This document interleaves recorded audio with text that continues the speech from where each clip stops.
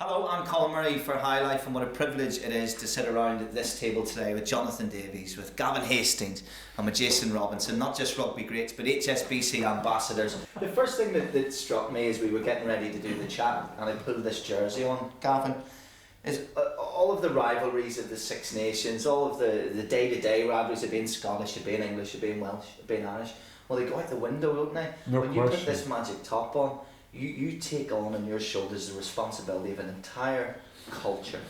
Yeah, and for me, the fact that the Lions only go on tour once every 4 years, it just adds to the whole aura of representing the Lions. And in essence, if you're a good player and you get the opportunity to go on one Lions tour, you think you've done pretty well. But to get the opportunity maybe to go on more than one tour, and you've been in the previous one, and you're just the sense of excitement and anticipation going on that second tour. But let me just say, it is a massive, massive honour, and I don't think that honour is dissipated in any way. For the players playing the game now, it's as great as it ever was. I can, having never played in a Lions tour, I went the league in '89. I look at the jersey and I don't want to wear the jersey because I feel I don't deserve to wear it because I never played for them. And everyone says that, how is it in the professional game, are the Lions under threat? Well, it should never ever be under threat because, I remember growing up as in a Welsh village, and the first recollection of the Lions tour was '71 when I sat with my dad listening to the radio in the pub, one morning. Against New Zealand. New Zealand '71, because I grew up with there's a huge kind of Welsh participation with legends of Gareth and Gerald and JPR, and even people like John Bevan. It was such a big story that Di Morris wasn't selected to go on that tour, the only Welshman to be left out. So growing up in those days, the Lion was the pinnacle of rugby union. We got three very different point of views. The last Lions tour that was amateur was your last Lions tour, Gavin, and of course this idea, which we'll get on to straight away because we're just having a conversation, the idea that rugby becoming professional, the sport changing would dissipate what it meant to be a Lion. It didn't, and in 2001 you experienced that, just like the people watching this, reading this, who are flying down on their British Airways. You witnessed that sea of red, and that was your anointment, wasn't it, as a Lion? Yeah, and for me it's quite strange because of my rugby league background. I actually started a Lions test before I started an England test. Wow. Which was quite strange. But I'd been on an Lions tour in rugby league, but when I went on the 2001 Lions tour, it blew my mind. Here's a question for you, quite a simple one, but what does it mean to be a Lion, Gavin? Would you compare it with, for example, being an Olympian in its field? Yeah, I think that's a very good question, Colin. I mean, for me, when you look back at your career and you actually, you're able to take stock of the teams that you played for and what it meant to you, there's no doubt that looking back, for me, playing for the Lions was the greatest achievement and the greatest experiences and the greatest memories, and captaining the Lions was the greatest honour that I'd ever been given in the game.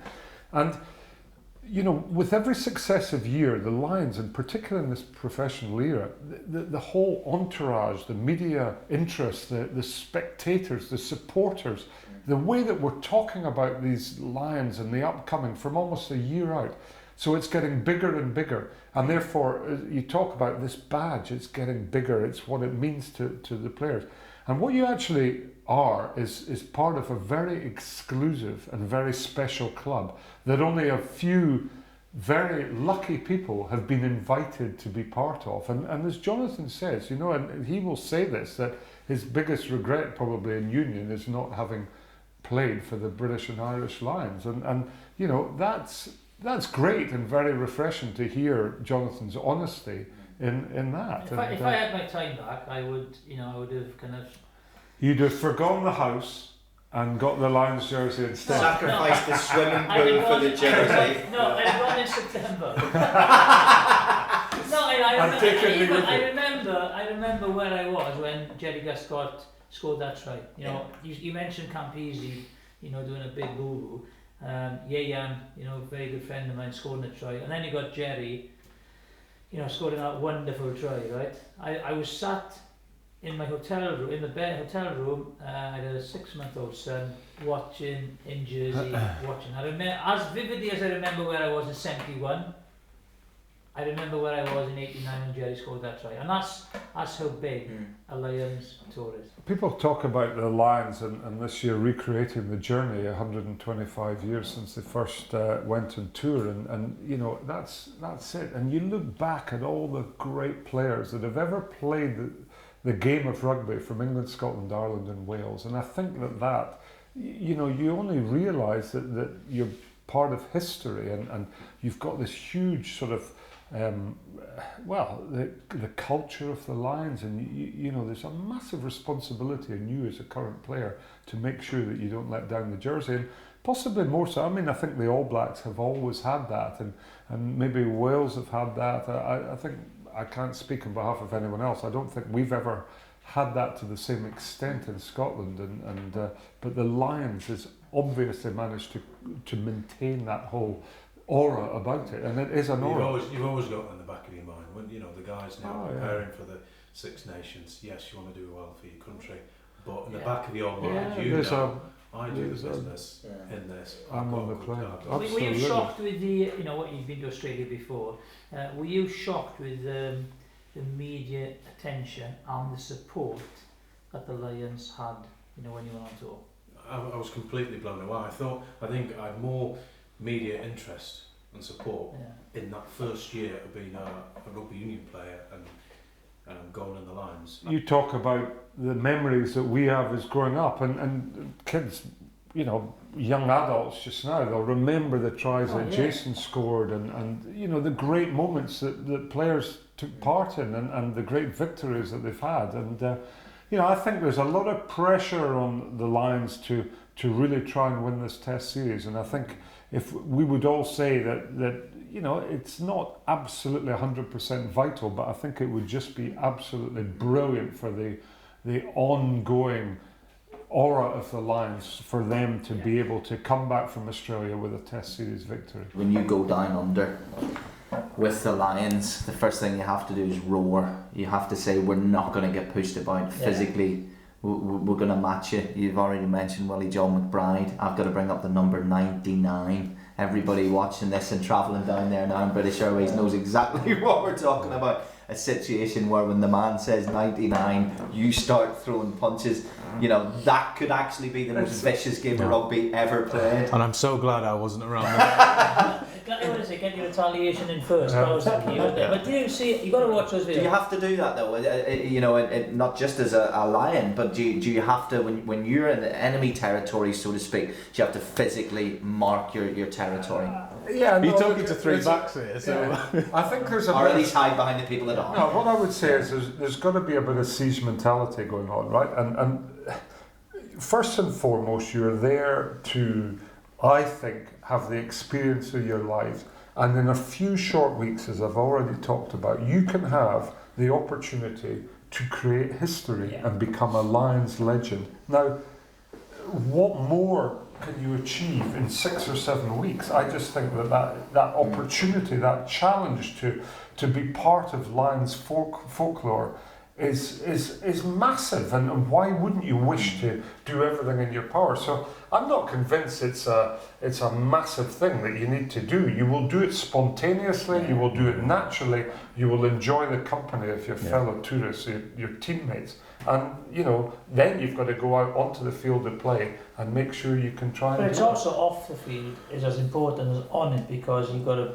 you know, gel together. You know, you've been kicking lumps out of each other the previous season, so you've got to come together. But also when you go off the field, you know, wherever you go, whatever country, the press are going to have a go at you all the time. The fans are going to have a go at you. So, and also, you know, players are taken out of their comfort zone.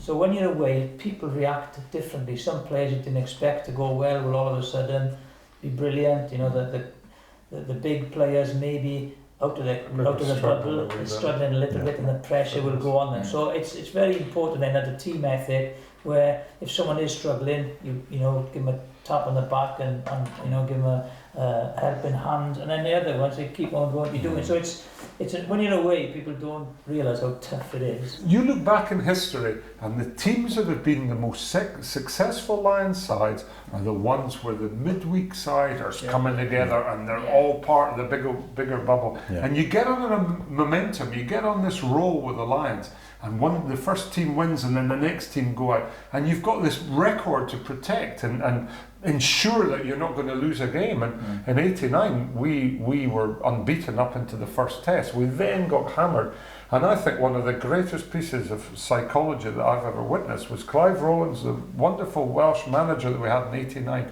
and he gathered everybody into the change room after we were smashed by Australia after that first test, and all the guys that were sitting in the stand, and he had this, I mean, normally the badge is over the left breast, and he says, come on boys, from now on the badge is only going to get bigger. In other words, we are not taking a backward step for the rest of this tour. And we didn't. And we lost that one test, and then we just went on. And you know, for me, that's what it's all about. So you look back history, the successful tours have been the ones that everybody is really working hard for each other, and it's not easy to achieve. A couple of things I want to cover before we finish for everyone heading down there. First of all, the humour. I mean, in your first test, one of the funny stories I've heard retold was it's at the Gabba, of course, and they're standing in the middle of what was a cricket pitch, and the toss goes up and Martin Johnson wins, and the referee looks at him and he goes, "Wheel bat," and walks off. That's calm under pressure, isn't it? It's wonderful for everybody who's spending a lot of money that they've saved up to be part of this, to be part of the Sea of Red.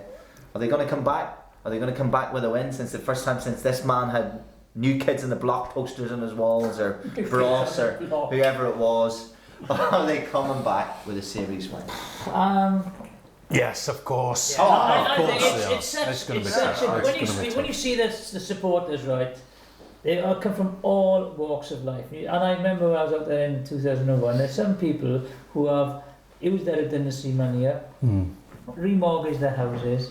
This is how important, this is a trip of a lifetime, you know, for the players, of course, but for the supporters as well. You know, they make friendships that last forever, you know, on those trips as well. So, you know, they've been a long time now without a win, and I feel that the Lions will go in as favourites for this tour, and fingers crossed. They'll win. It's going to be amazing. I think it's going to come down to the final test, which is what you want anyway. And Sydney, it's going to be bigger than Ben-Hur. But come on, the Lions. Ben-Hur. We've been practicing that. Do you want to follow Ben-Hur? Yeah, but I mean, for me, Australia, yes, the rugby's going to be fantastic, but Australia's a fantastic place to go as well. So, you know, we talk about... Yeah, for the supporters, it's, you know, you're combining some fantastic rugby with a great country to go to, and you know, there'll be some great experiences off the field as well as on the field. So you know, I'm confident that the Lions will certainly roar. Lions roar and the Wallabies squeal. Yeah, that'll be good. That's a good way to leave it. HSBC chose their ambassador as well. We could sit and talk for the next 3-4 hours. Everyone has their own story. Hopefully when you get off the plane, it'll be another chapter, and a chapter we'll remember forever. Thanks for watching.